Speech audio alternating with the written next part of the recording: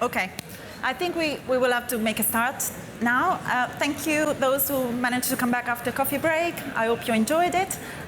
Just to introduce myself very briefly, I'm Paola Quattroni. I'm the Head of Alliance Strategy and Engagement at Health Data Research UK. And I'm here to chair a session on data standards and interoperability. Very delighted to chair this session, as we've heard a lot about the importance of standards and adoption of standards across the communities to drive research. So obviously we've heard yesterday about the grand challenges in data science and health data research. But today we've heard about communities and how they come together to understand and agree around the standards that are underpinning the data. Obviously there's a lot of data that is available, and the UK is quite fortunate having multiple sources and multiple types of data. But before that data and that information can be used, it needs to be in a good format, needs to be of high quality, and needs to actually be usable.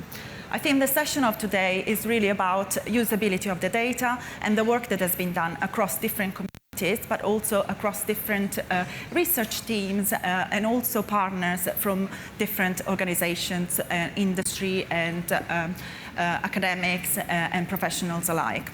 So I'm very delighted to introduce a couple of keynote speakers today, and then also somebody from the technology team at Health Data Research UK to talk about these topics. First, I think we have here Professor Dani Prieto-Alhambra. So Dani is a professor of pharmaco and device epidemiology at the University of Oxford, and also section lead for health data sciences at the Botnar Research Centre.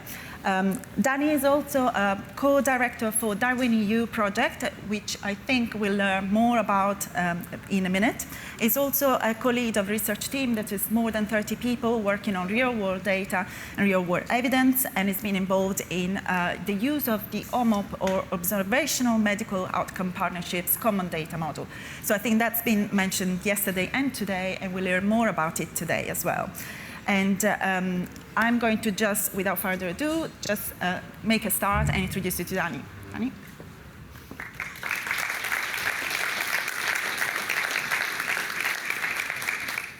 Thank you, Paola. Hoping to get my slides, the right slides up. Delighted to be here. This is my first HDR UK conference, but definitely not the last. I can tell you that by now. And yeah, I'm sorry I'm not wearing a black t-shirt as some people. I'm wearing one underneath, and I've opened this button so you can see it under my shirt. There's something closer to my heart, which is a black t-shirt. Okay, these are the 4 points I'm going to be covering in the next 20 minutes. I'll start talking about how we are trying to travel this journey that goes from open science to federated analytics. I'll talk about how the standardization of data has resulted, or is resulting rather, in the standardization of analytics. I'll cover a couple impactful examples, and then I'll talk about what's probably, until now at least, the most impactful project I've done in my life, this Darwin EU initiative.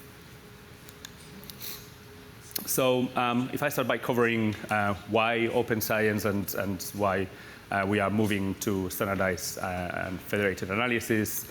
This is a slide that's really close to my heart. This is some work that colleagues from the OHDSI community did some years ago, where they extracted, using a machine learning algorithm, more than 100,000 estimates from the literature on pharmacoepidemiology, so drug safety, drug effectiveness studies, and found this very interesting pattern. Each of the dots is an estimate, and you can see how the dots, sadly enough, cluster around a kind of funnel structure or shape. I don't know if anybody can figure out what that is. Maybe a statistician in the room can try and have a go, bearing in mind that the x-axis is the effect size and the y-axis is the standard error. Otherwise, I'll tell you. Sadly, that kind of cluster over there is the p-value 0.05 threshold. And this is, I think, the strongest evidence I've seen in my life that there's a lot of p-hacking going on in our community and in our field, which is something we really need to fight against. So these are the open science principles that we follow in the Observational Health Data Sciences and Informatics OHDSI community. We propose that everybody should be declaring a protocol before they touch any data. So declare a protocol before you do a study, and a protocol that's as well specified as possible, not a generic protocol. We propose that you need to share all your analytical code, and that goes from all the way when you are mapping your data to a common data model until the end when you are producing some sort of dashboard with results. This is something that I'm glad to say many people are now following, like the European Medicines Agency is encouraging that, the FDA is encouraging that, and yesterday I saw that the BMJ is going to be mandating that from May. So if you're planning on publishing something in the BMJ and you are not planning on sharing your analytical code, you're going to be in trouble. And finally, we need to share, of course, all our findings, regardless of whether we think they are interesting or not, so that at least nobody will repeat the same analysis if that reaches an interesting conclusion. And I think this is the only way we are going to maximize transparency, and we are going to increase the reproducibility of our work, the interpretability of our work, and the trustworthiness of what we're doing. Now, that's what happens if you apply all these principles. This is a study called Legend, where we, in the OHDSI community, compared all the antihypertensives to each other in many databases from around the world, and published that. That was a paper published in The Lancet. And what you can see in that distribution is that, interestingly enough, if you don't cherry-pick the interesting results, what you see is a much more realistic distribution of findings not clustered around the p-value threshold. So how did we get started in this journey in Europe? You might have heard about the EDEN journey, the European Health Data Evidence Network, where we had a lot of money to basically create an ecosystem of data partners from around Europe who want to collaborate and who want to map the data to the OMOP Common Data Model. We had some grants through an open call process where people who had access to health data could apply, and that grant should cover the mapping of the data to the OMOP CDM. HDR UK graciously contributed to that in the last of our calls. And we also certified and trained some small and medium enterprises to do that mapping and encourage them to collaborate with the data partners in Eden so that that mapping was well tested and well documented. And that, of course, has resulted in a large network of data partners that I will show you in a second.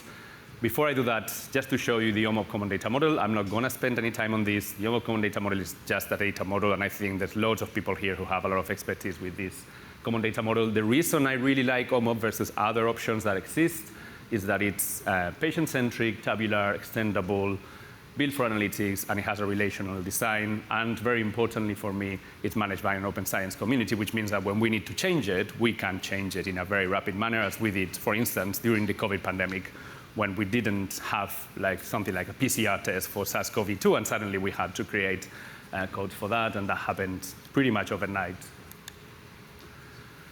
Federated analytics using the OMOP CDM. I'm probably telling you something you already know, but just to give you an example, in the EDEN platform, we do have an analytical hub in the middle right-hand side of the slide that writes the code. We then have data partners who have access to a local database that they also map to OMOP, and they have access to that OMOP instance. We share in purple analytical queries, analytical code, and our partners share back their results in an aggregated manner with some data privacy features embedded. This is the EDEN network. This is the opportunity in front of us in the coming years. EDEN has managed to engage a total of 187 data partners who have mapped their data to OMOP. Loads of countries in Europe involved, the UK more than 20 data partners, cancer registries, disease registries, drug registries, device registries, population data, nationwide registries from Scandinavia, as you can notice, you name it. Any kind of data you might want to interact with is in that network. Okay, so more reasons to standardize your data and engage with this community. The standardization of analytics. This is the kind of icing on the cake. This is similar to a previous slide that I saw before, and I love to see it. Only like 10 years ago, when I started my team at Oxford, we were doing lots of international studies where we had to basically adapt our code to each different data set. I guess annoyingly enough, I would say they contained very similar information, but in a very different format, and we had to write scripts for each of those data sets, which resulted in something like what you have at the bottom, which is not only ugly, but also not scalable, not transparent, not reproducible, very expensive, and very slow. Now, the move with data standardization is that now that we are all using the same common data model, we can invest the time and the effort needed to write software that will do those analyses that's properly tested and that can be plugged into all the different data sets. And that's exactly what we're doing right now in my team, writing code that does drug utilization studies, disease epidemiology, drug safety, vaccine effectiveness, you name it. And basically the idea is that you will have pipelines, standardized pipelines, that you will be able to plug in your data and obtain a valid result. Why are we doing this? One of the reasons is scalability.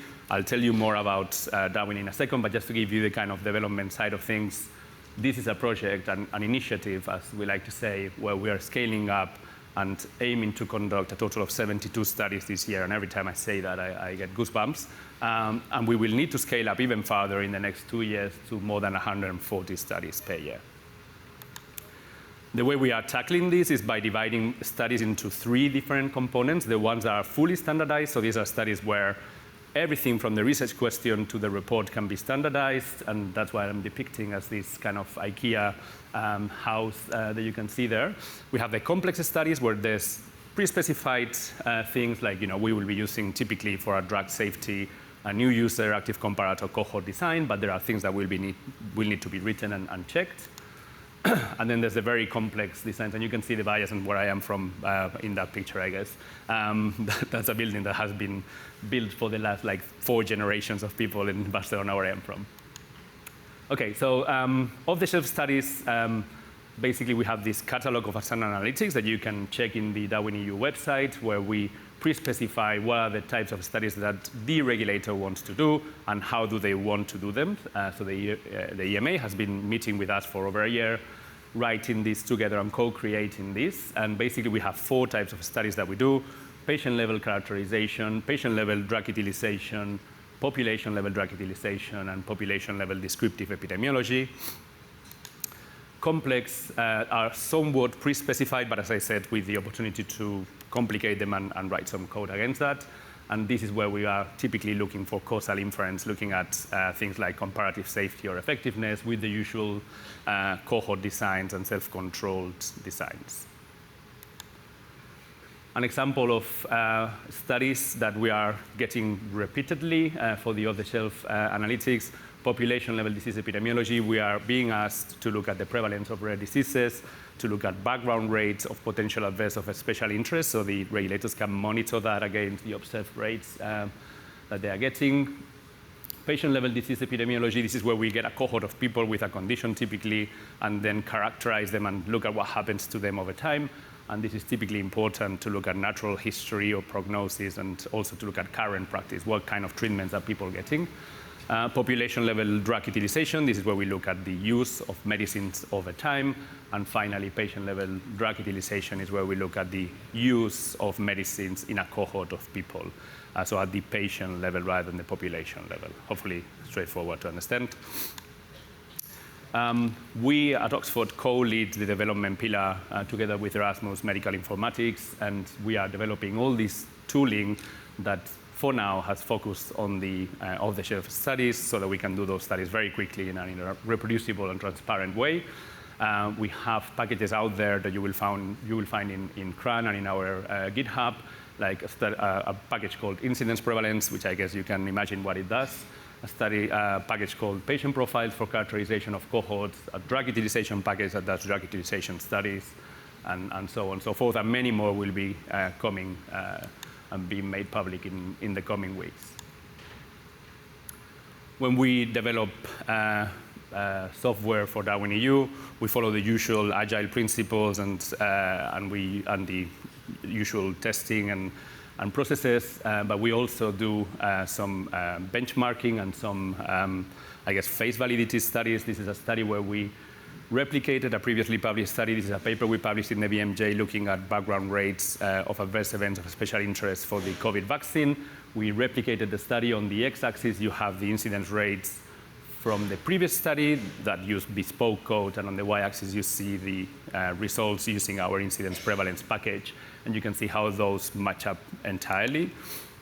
Also looking at incidence rates of COVID in 2 different databases from the UK and from Spain, you can see how the official figures from public data and public health agencies in blue match almost perfectly the data we got from our real-world data sets using incidence prevalence, with the exception, of course, of the first wave where there wasn't enough testing in the community and many people were being diagnosed in primary care without a test.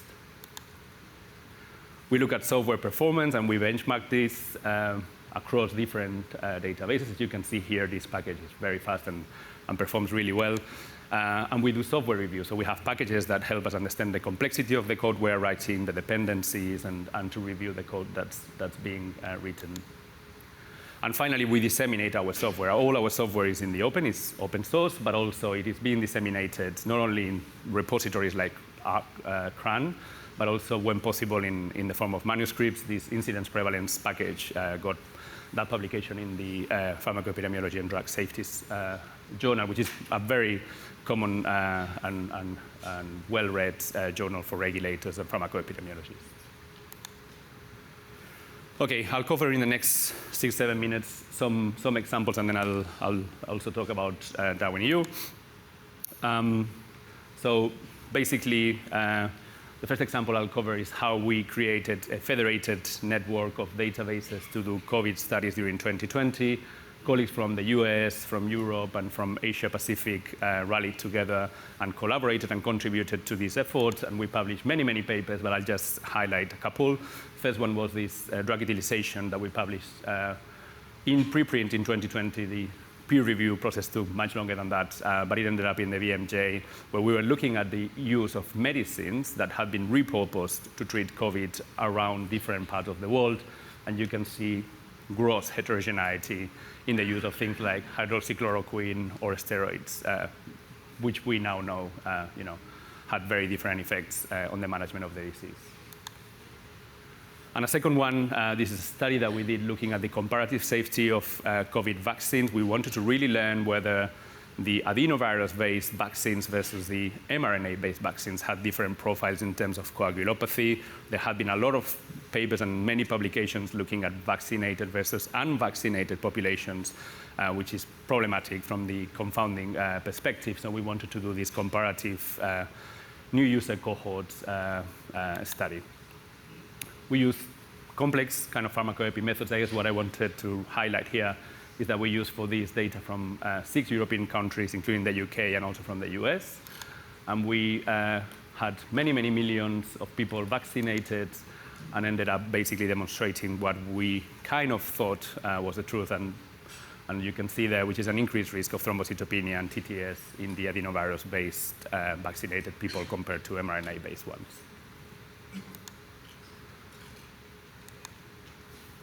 Last but not least, I'll spend my last minutes talking about Darwin EU, which is a very exciting initiative where I think we are making a real impact on the regulatory field in the whole of Europe. This is funded by the EMA, and that's why I have to put up that disclosure every time I speak. And basically, I guess what's special here is for regulators, the generation of real-world evidence has some specificities. Very importantly, they want everything that we produce to be done very quickly, done in a very transparent way.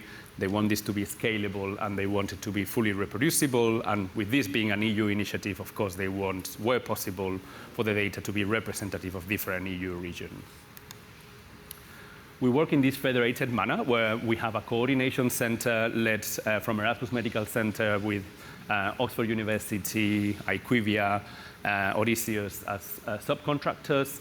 We get the questions from the European Medicines Agency, some of their committees, sometimes the European CDC, or some of their partners like OHDSI. We get the questions, we process them in the form of a protocol, we publish that protocol, and then collaborate with our data partners in the network to run the studies. So we give them the code, they run it, they give us the results, and then we compile those and produce a report. These are the first 10 data partners we involved in Darwin EU. As you can see, some data from the UK CPRE Gold, but also many other data sets from Europe. The selection of data partners is done by the EMA in collaboration with us at the Coordination Center. Today, at some point, and I was checking until last minute and I didn't see it out there yet, but today at some point there's going to be a press release on the next 10 data partners we're onboarding for Darwin. Very exciting data, nationwide registries, very large claims from Europe, one more data set from the UK.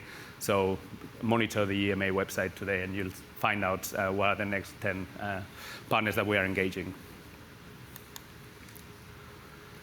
In the first year, we did only 4 studies. It was a way to test our pipelines and our processes, and they are all published, at least in the form of a full report, and we are now working on the publications. Just to highlight maybe the study we did on the use of antibiotics across Europe, which was very exciting, and I think the largest study has ever been done on that. And in the second year, which we finished last February, we've completed a total of 16 studies, some of them very exciting as well, including a study on the management of multiple myeloma and the prognosis of multiple myeloma across Europe, a condition that some of you might know, I think takes around 20% of the NHS budget for cancer therapies, so a very exciting field where there's lots of innovation going on and lots of medicines potentially in the pipeline. This year, as I said already, which started about a month ago, we have to do over 70 studies, and 12 of those are going to be complex. So yeah, I guess you'll see a lot of results coming out from the Darwin initiative this year. I'll finish there and give you also my email address and my Twitter account in case you want to get in touch. Thank you so much.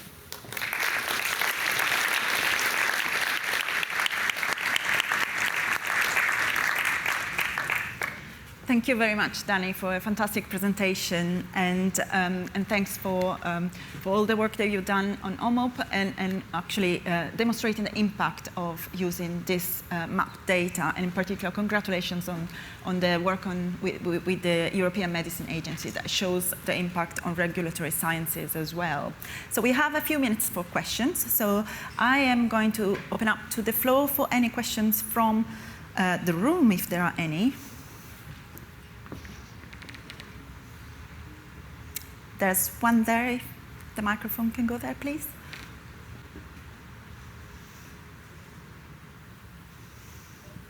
How does industry protect its IP if it's got to disclose everything? I understand why public-funded bodies like NDORMs have got to do it, but when somebody else is spending a lot of money to do something, it's absurd to think that they've got to put everything on the web for somebody to use willy-nilly. That's a very good question. Are you asking about pharma industry or the kind of software development industry? Anybody. Why should they put it on the internet? If we can, I can replicate a study that you've done. As you know, we did one last week. It's absurd to think that after millions of pounds of investment, we've got to put our code on the internet. It's absurd.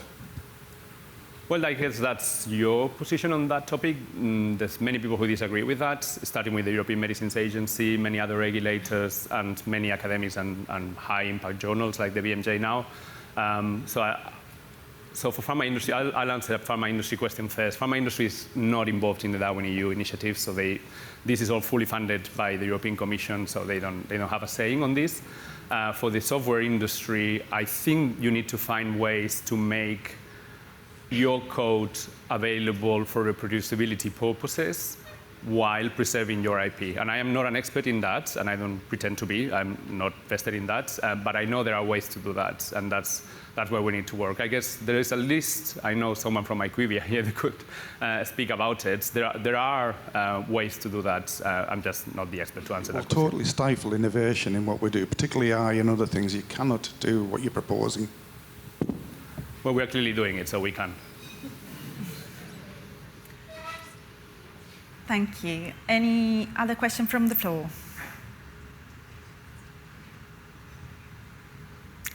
If not, yes, one here, please.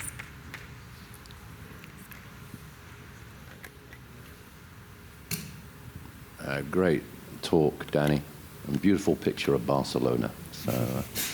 So I'm curious about the efficiency of the tools that we use to transform data, because we need to make it as easy as possible for data custodians. And where are we in embracing AI for curation? Are you talking specifically about the transformation of data to the OMOP CDM? Is that your question, Andrew? Yeah. Yeah. Well, that's again a question where I'm not feeling like the most expert in the room. I'm sure there's people here who know much more than I do about that. I know there's increasing technical advances that will accelerate this quite dramatically. To me, the most important bit, as I said already, is that the transformation of data is transparent, so that we can see what went into the transformation of data and that we can replicate that. So that, for instance, when companies, pharma companies, go on and replicate some of the studies that we've done in Darwin, they can do that with data that looks exactly the same as the data we've used, because their mapping of, say, some of the data we saw is exactly the same as ours, right? So we want to minimize the confusion that can happen, or the heterogeneity in decision-making during the mapping process. But I think there's a lot of promise with AI accelerating that process quite dramatically, which shouldn't, I don't think, prevent us from doing this in a reproducible way. I think there is a way to make that reproducible, and potentially even more than it is when we make human decisions along the way, right? So yeah, people who know more about it could tell you more, I guess. But I'm optimistic that that's an area where we can make massive advances. The other thing that's quite challenging is phenotyping, and that's another area where I think things like large language models have a lot of promise to generate clinical descriptions, check codes, check the resulting phenotypes, and review the validity of those phenotypes. So that's another area where I'm very interested to learn what we can do. Thank you, Danny. I think we have a couple of questions from the audience online, from Colin, the first one. So what are your thoughts on the use of the federated data model for small data sets, for example, for rare diseases, with tens of hundreds of patients versus the population level millions described in your examples? Does the federated method work with such small numbers in the individually held data sets? That's a fantastic question. So we are doing a fair bit of rare disease research in Darwin.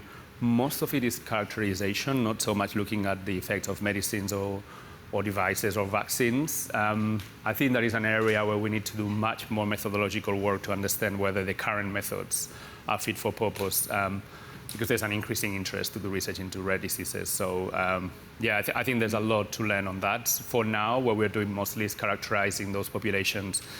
And sometimes we learn very interesting things from that. We just, if you looked at the Darwin EU website, you would find a study we did on juvenile lupus, where, for instance, we found that kids with juvenile lupus, because we try, and I'm a rheumatologist by training, so I guess I can blame myself, we try to minimize the use of things like methotrexate, and then we end up giving them much more steroids than we should, right? So that kind of studies can be done pretty much now. Causal inference needs a little bit more methodological advances, I would say. Thank you. And if I may, one last question that coming from online, from Helen Parkinson. What's the coverage like for minority populations, and can this be improved by the standards approaches proposed?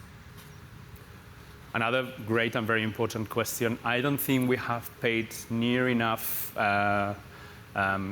time and efforts on that topic, and that's something we have in the OHDSI community now, a special interest group looking into that.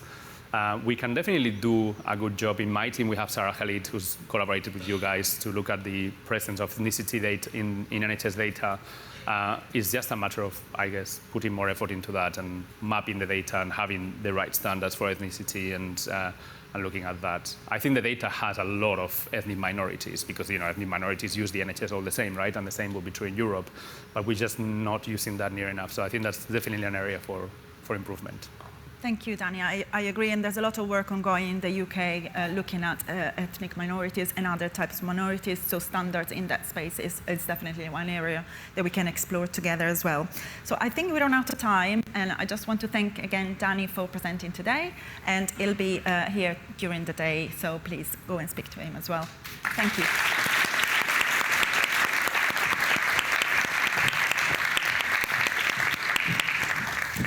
Great, thanks everyone.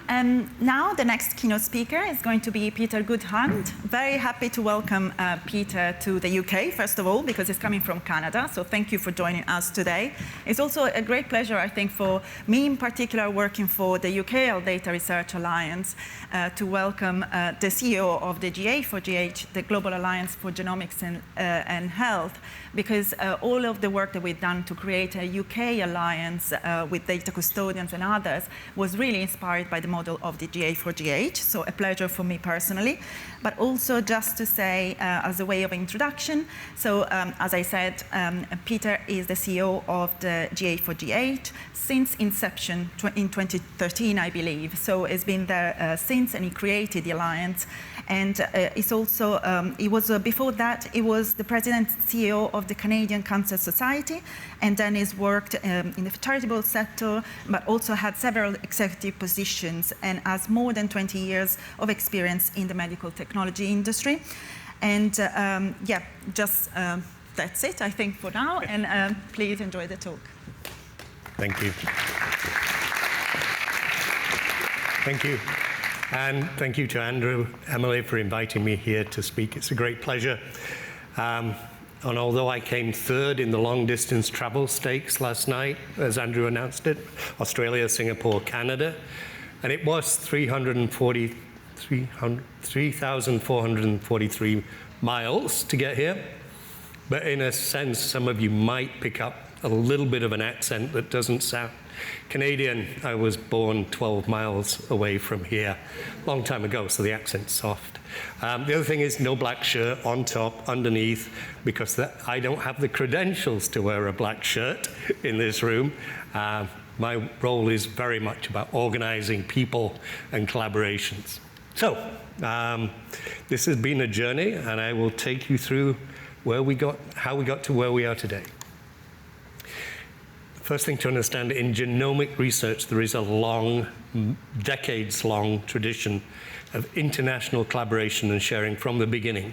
It was of necessity. It was way too big, way too expensive for any one group to do it alone. So all the way back to Human Genome Project and the international collaborative projects that followed, international collaboration has been part. It's not always been as much as you might hope in terms of friendliness, but the spirit of collaboration was there.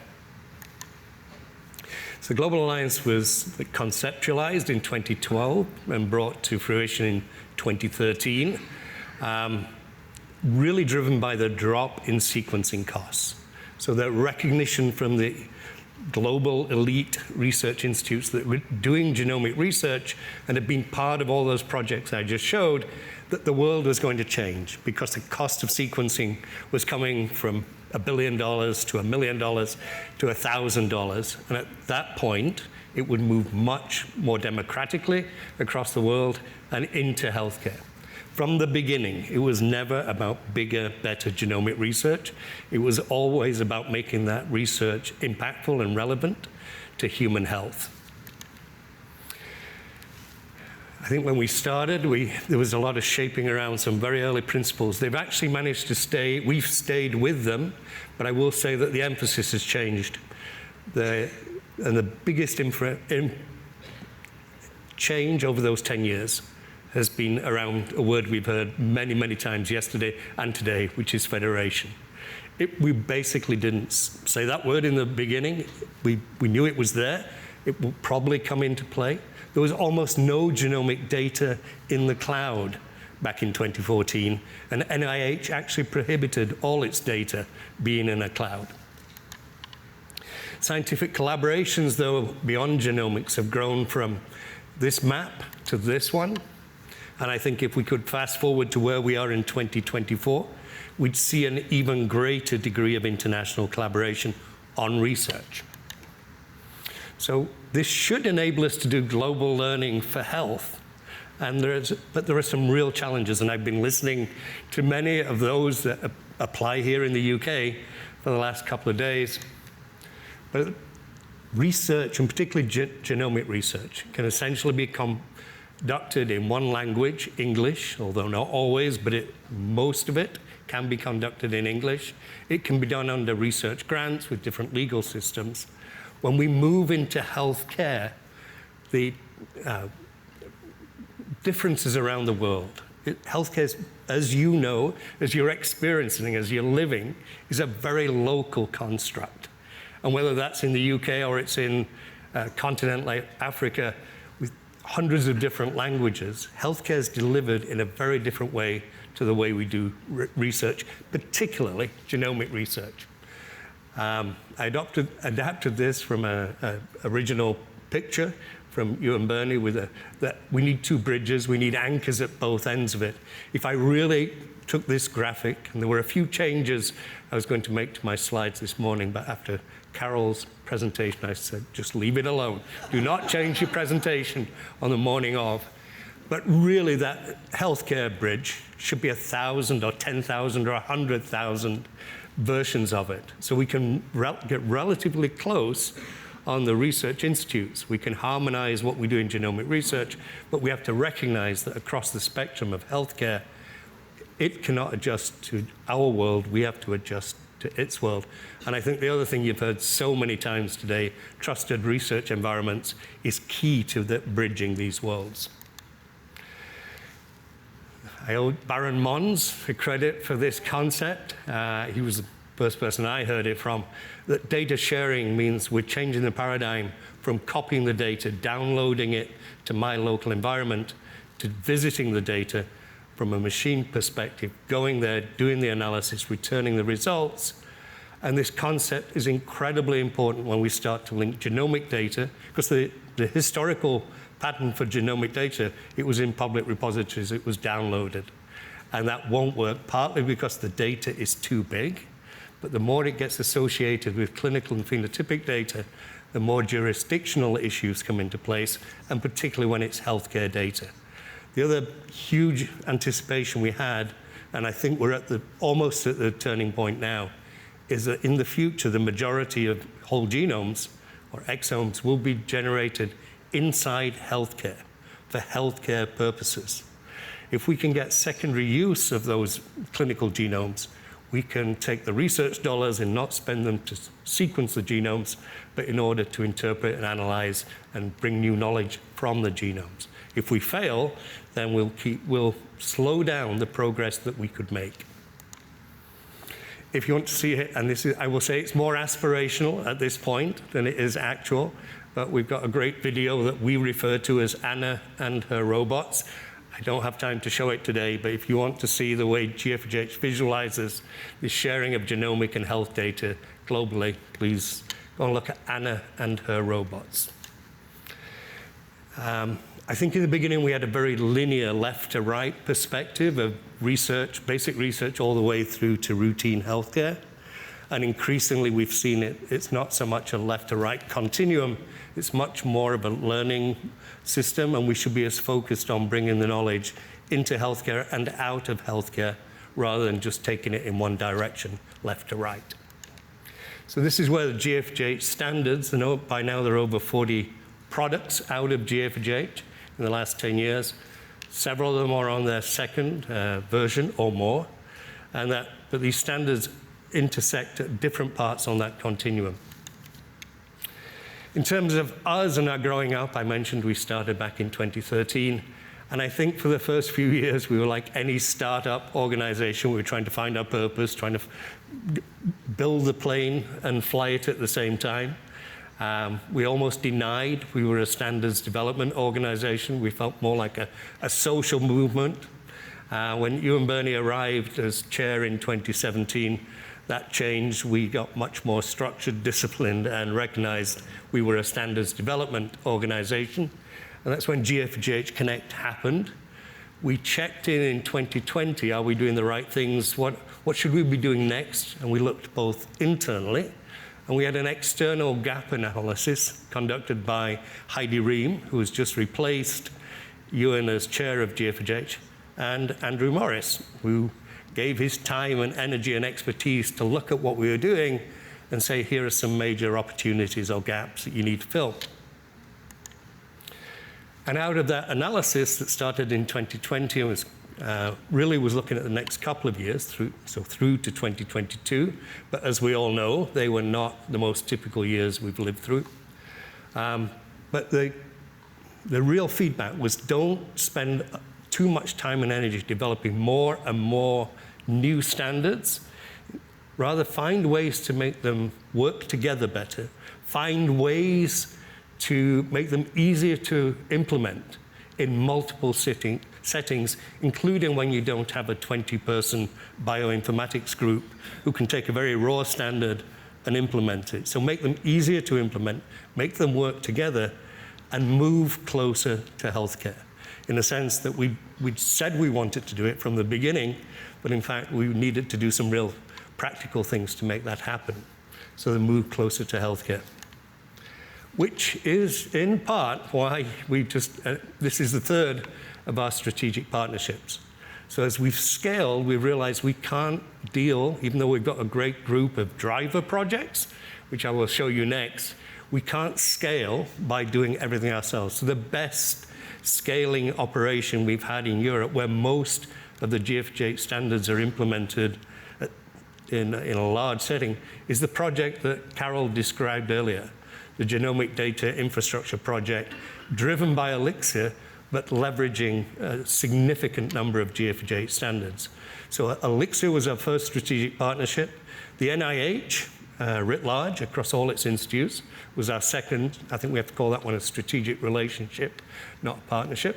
But we've worked for it since, I think, middle of last summer on taking these individual contacts we had with HDR UK and turning them into organizational linkage through this partnership. We're announcing it today. I think we're going to work over the next few weeks on how we take it to a broader audience. But for us, it's very important, and not just because it's a health data organization in one country or in 4 countries, but because of the opportunity to spread that knowledge globally. There are many, even though you see all the problems and challenges that you have in the UK, much of the rest of the world, particularly in my world, genomics, looks to the UK for leadership. They've done it through Genomics England and others. So what we want this partnership to do is, yes, bring that deep expertise that you've got and work with us, but also find ways to spread that knowledge internationally.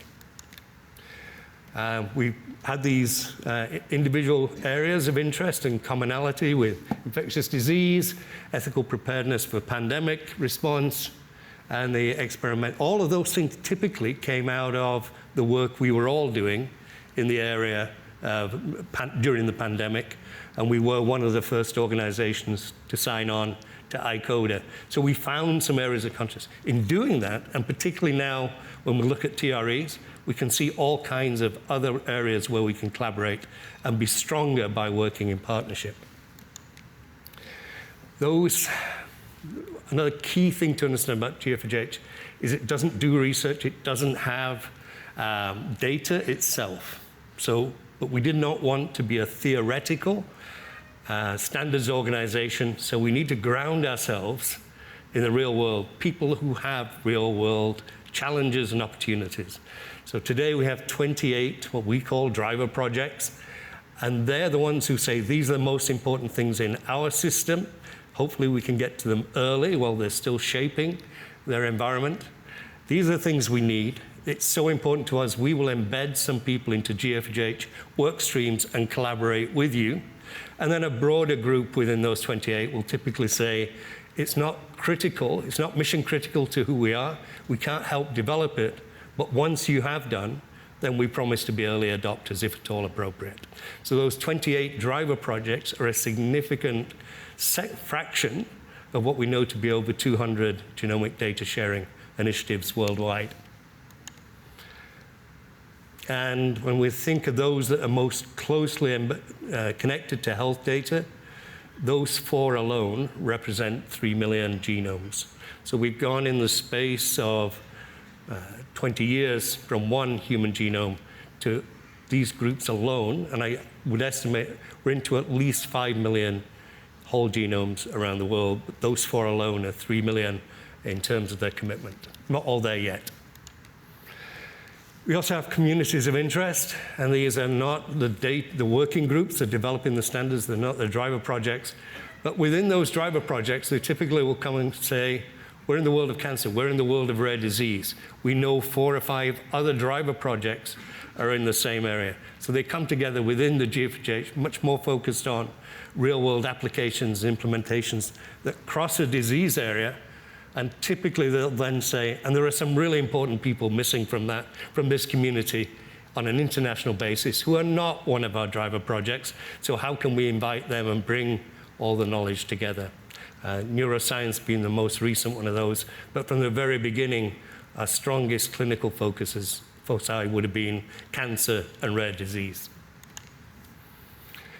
We also have a National Initiatives Forum. It's another implementation community of like-minded groups with similar opportunities and challenges. And these are people organizing genomic medicine on a national basis or on a regional basis. Sometimes it's coming from research with a strong move to get to healthcare. Sometimes it's more engineered within healthcare, backing into genomics. So it's Genomics England, Australia. Genomics were the two founders of this group. And by now they've got 20 plus other groups around the world who are all dealing with the same kind of challenges, including gaining the political will, the support, the funding, the messaging and communication to healthcare, and making what we do relevant. Now, I said we're coming from genomic research, so I need a slide on this, but we've got this domain of genomic research knowledge and standards, and it's deep and it's vertical. And we've done our very best to organize that domain around interoperable standards. When it reaches healthcare, as you know, as you've just demonstrated, it's vast, it's multimodal, it's got different rules, different engagements. We recognize that we cannot expect healthcare to pivot and just adopt GA4GH standards that were developed in a different space. What we really need to do is find ways of creating interoperability between our standards and other established standards groups. And Daniel, we already talked about it. In the last 2 years, I've heard OMOP more than I did in the first 8 years. So as we go on that journey of getting closer, then things like CDISC, OMOP, and other groups become more relevant. For some people, they do need ISO standards, so we've got some of our standards, particularly phenopackets, maps to an equivalent ISO standard. So, big community. We're privileged to have core funding support from 6 international funders in US, UK, and Canada. And they fund our host institutes, and the host institutes are based in those same countries.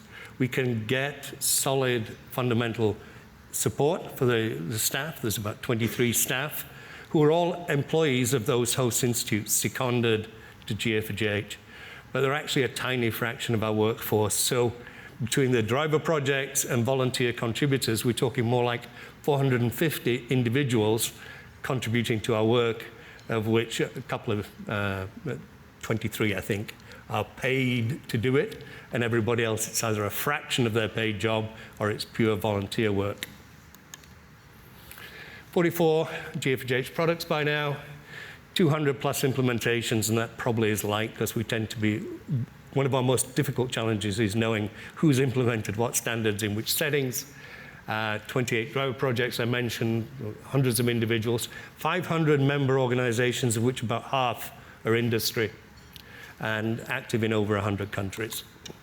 And I would encourage you to, if what we do is of sufficient interest to your work, then join us directly. And if not, know that this strategic relationship we've got with HDR UK should cover the big picture, like from an eagle perspective, not a mouse. Thank you.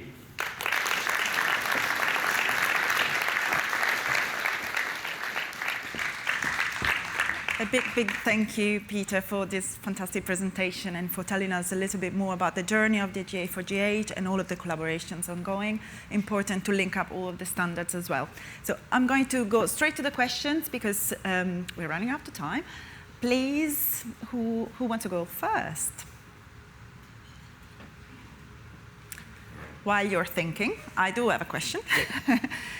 So one of the things that you mentioned is obviously the GA4GH has produced quite a lot of standards. You have 40 products already on the go. And now you're trying to concentrate on implementation and adoption. That is also one of my interests as well. What is your approach to adoption and change management? Because organizations normally take some time to actually adopt a new standard. Yeah, so it really depends on what's the adoption community. So if I think about how GA4GH standards are applied, brought together in something like the GDI, it feels like a huge scale, but a normal way of implementing GFGH. When we think about deep into healthcare, it will be done by almost certainly most of that will come through vendors, companies, hospitals will buy software. They may never know that it's using GFGH standards, or sequencing companies using GFGH standards. The end user will never know it's based on a GFGH standard. So in one sense, we need to make sure that the world knows we exist, but many of the adopters will be doing it silently because the pipeline, the platform they're using will have GFGH embedded in it. It is an interesting thing. So we've always said our core business is developing the products. But it took a little bit of time, energy, and effort to start some of these early implementation communities of interest in order to kickstart those communities to implement. So we're really concerned about scope creep. We won't do individual implementations. And I actually think the biggest bang for our investment will come from the 3 strategic partnerships. Thank you. Thanks. Very helpful. Any question? I think I see Andrew's hand up here.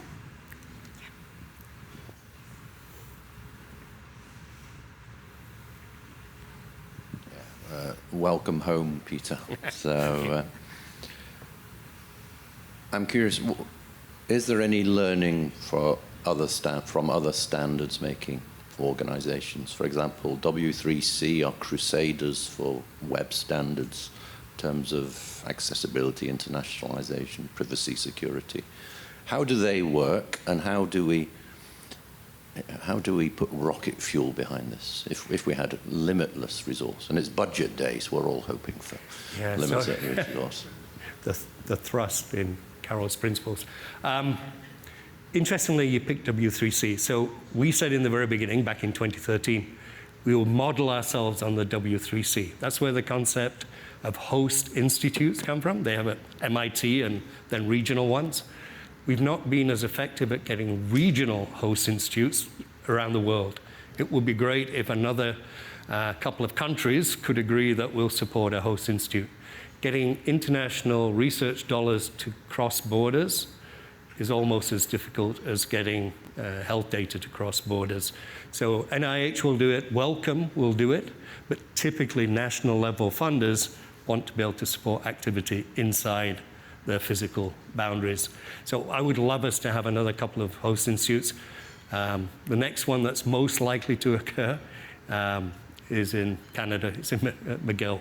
So we're not exactly getting that global. And I would say that's the most difficult part of what we do, is being truly global. It was fairly easy to form an Anglo alliance. A Northern Hemisphere alliance has been, through Elixir's help, has also been possible, getting a truly global alliance. So I think we've modeled ourselves on W3C from a structural point of view, but not funding. So they're member-based fees, and we're on primarily on academic grants.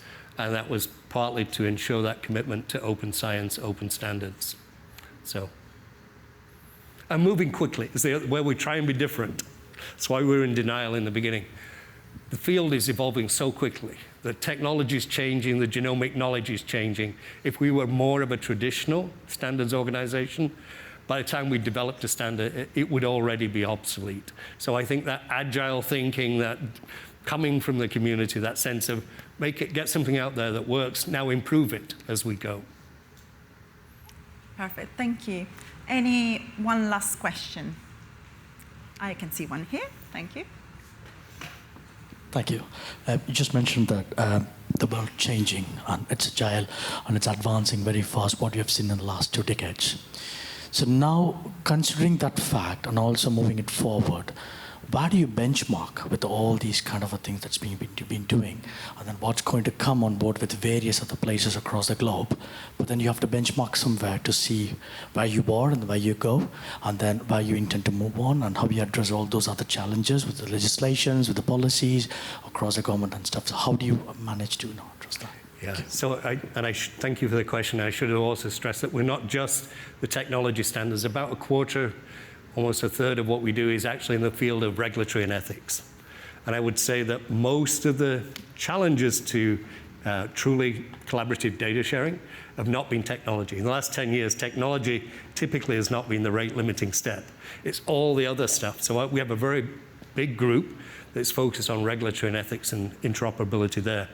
And the only way we can do that is stay at a very high level because it's so country-specific. And so what we try and do is create these high-level frameworks that, as they're implemented in different places, they can be adapted to local circumstance, culture, laws. The benchmarking is incredibly difficult, and in a sense, we want to, for the things we can track, and we have to for our funders. So probably my biggest job is going back to those 6 core funders and saying we've got, not that we've produced this many things, but they've been used in this many institutions, this many implementations, and keeping track of that is one mindset. The other one, though, is staying flexible and nimble and saying benchmarking for us, probably the best benchmark is, are we still seen as relevant? Do people still engage with us? Do still people want to work with us? Because actually specifying it in traditional benchmarking ways would be much more difficult in terms of how many adoptions of a current standard, because we're probably already working on the next version. If that next version doesn't, then we've got the ICD problem of doing great work moving forward, but people are still stuck a generation or 2 behind. So relevance, community engagement, I think what our funders want to know is that GFHH is regarded positively by the people they're funding to do the research. It's going to be a different game when we get into healthcare. Thank you very much. You're welcome. And thank you, Peter, for the presentation and everything. Thank you. So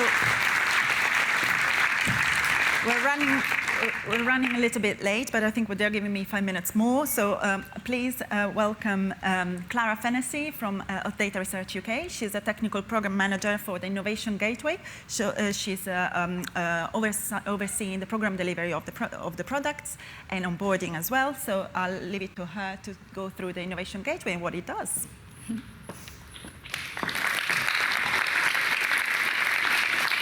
Thanks very much, Paola, for the introduction. So yes, hello everyone. My name's Clara Fennessy, Senior Technical Program Manager at HDR UK, and I'm here to share some really exciting updates about the Health Data Research Gateway. So as many of you in the audience will know, finding high-quality health data for research is complex. Health data is managed and described in different ways across many different organizations, making it difficult to find resources that are vital for research. So to tackle this challenge, the Gateway was launched in 2020 as a common entry point for the discovery of health data resources. The Gateway doesn't hold patient data, but instead lists the metadata or descriptions of over 850 health data sets from across the UK and internationally. Users of the Gateway can also submit inquiries directly to data providers, find out how particular data sets were used in projects, as well as explore over 3,000 resources such as tools and publications. The Gateway has grown rapidly and has established a solid foundation as a platform for data discovery. But as the health data landscape evolves, so must the Gateway in order to meet the emerging needs of its users. We are fully committed to realizing the Gateway's full potential as a platform that streamlines not only data discovery, but the entirety of the research journey. So we've engaged the health data community over the last 12 months, carrying out over 50 user workshops to gather requirements, as well as conduct in-depth reviews of existing technical solutions. These requirements form the basis of an enhanced version of the Gateway, which, all being well, we are planning to launch in summer this year. So our vision for the enhanced Gateway is that it becomes the go-to place for discovering, exploring, and accessing health data resources. So this goes beyond simply listing what tools or data sets are out there. We're updating our database structure and user interface to highlight useful properties within these resources. For example, demographic or coverage information, as well as show how things like analysis scripts have been applied to particular data. Over time, we'd also like to work with data providers to include frequency counts, for example, numbers of patients with particular diseases or the age distribution. We do recognize, though, that in order to streamline the curation of these resources, automated processes need to be in place. For example, using an API to search for and automatically pull in things like metadata and publications. We're making sure our open source code is modular, scalable, and maintainable so that it can easily and rapidly be improved by not just us, but by other groups as well. And we very much want the Gateway to be a platform that's co-created by the community and that encourages the reuse of existing technical solutions. For example, we're really pleased to be working with the NHS Research Secure Data Environments in evolving the Gateway as the single front door for the network. And lastly, we are vastly improving our search capabilities, improving its accuracy, but to also allow the discovery of other data types, for example, tissue data, multi-omic data, and non-health data. So with search in mind, I am delighted to be able to share a sneak preview of some of the enhancements that we have been working on. So one of the most common points of user feedback we've had is that the Gateway search is not as reliable, flexible, or as accurate as it could be. We've therefore leveraged an existing search engine tool called Elasticsearch to make improvements.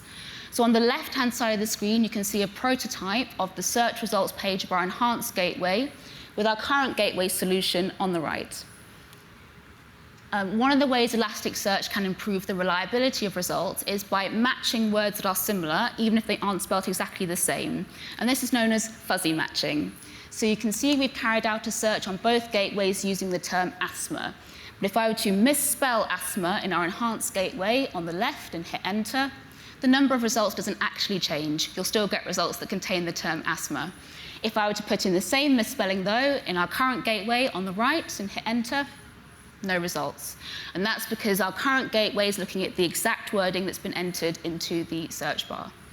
So fuzzy matching enables users to still find the results they need, even in the event of things like typos. With Elasticsearch, it's also possible to improve the accuracy and relevance of search results by predefining relationships between terms and synonyms, known as ontology mapping. And you can see an example of this on the screen now. Typing in a particular drug like aspirin into both gateways will yield results that contain the term aspirin. But you can see in our enhanced Gateway on the left, there are more results than on our current Gateway on the right. And that's because the tool recognizes that aspirin is a pain-relieving drug and is therefore showing results related to pain medication as well. If we were to search more broadly, so let's take the example of pain medication and hit enter. We know the results being shown here are relevant because we are seeing metadata that's been provided by Alleviate. And Alleviate is a data hub specializing in advanced pain research. If we were to put in the same in our current Gateway, the results are much more limited. So we hope by implementing ontology mapping in this way, data resources will become much more discoverable than they were before. And lastly, in our enhanced Gateway, it'll be possible to carry out more complex searches. You can see an example of this on the screen there. So in our enhanced Gateway, a search with the terms asthma and ICD-10. The key thing here is that the results that contain both of those terms will appear at the top of the list. And then the results that contain either of those terms, so not quite as relevant, but potentially still useful, will appear further down. If we were to put in the exact same in our current Gateway and hit enter, no results. The key thing here is that in all of these examples, and in both gateways, the same metadata, i.e. the same content, is being searched on. But you can see the results in our enhanced Gateway are clearly more accurate and reliable than those on the right. And so we hope by implementing the technology in this way, users will be able to find resources much more quickly and efficiently going forward. So I mentioned earlier that we were taking steps to streamline and automate the curation of resources on the Gateway, as well as update our user interface to highlight useful properties within them. So at the moment, the vast majority of resources are uploaded to the Gateway manually by data providers. Going forward, though, it'll be possible to self-manage integrations with the Gateway so that information can be pulled in automatically. For example, synchronizing metadata catalogs will allow researchers to find the most up-to-date descriptions of health data sets, and data providers only have to maintain a single source of truth. This technology can also be used to pull in assets from external websites, for example, publications like Europe PMC. But as more resources are added to the Gateway over time, it's even more important that they are presented in an accessible format. So we're developing the Gateway to be able to recognize and visualize relationships between resources. This will help signpost the users to what they need, regardless of where they are in the researcher journey. For example, seeing which tools have previously been applied to data sets at the analysis stage, or seeing which data sets are more commonly linked with others to support an access request. Here, our aim is to work with data providers to include as much information as possible without sharing the raw data itself. So I hope the last couple of slides have given a brief glimpse into what the future of the Gateway will look like. Before I close, though, I do just want to acknowledge and say a big thank you to all of those groups who have contributed resources to the Gateway over the last 4 years. The platform really would not be where it is today without them. And I'd also like to acknowledge the incredible hard work of our technology team, who've already dedicated over a year to the development of the enhanced Gateway. And lastly, if anything you have heard today has piqued your interest, or you would like to be involved in testing some of our new solutions, please do get in touch with us, the address on the screen there, or for those in the room, please do come and say hi over lunch or in the break. Our exhibition stand is just out there as well. We really do want the Gateway to be the best it can be when we do go live, so please share feedback with us. And I'll finish there. Thank you very much.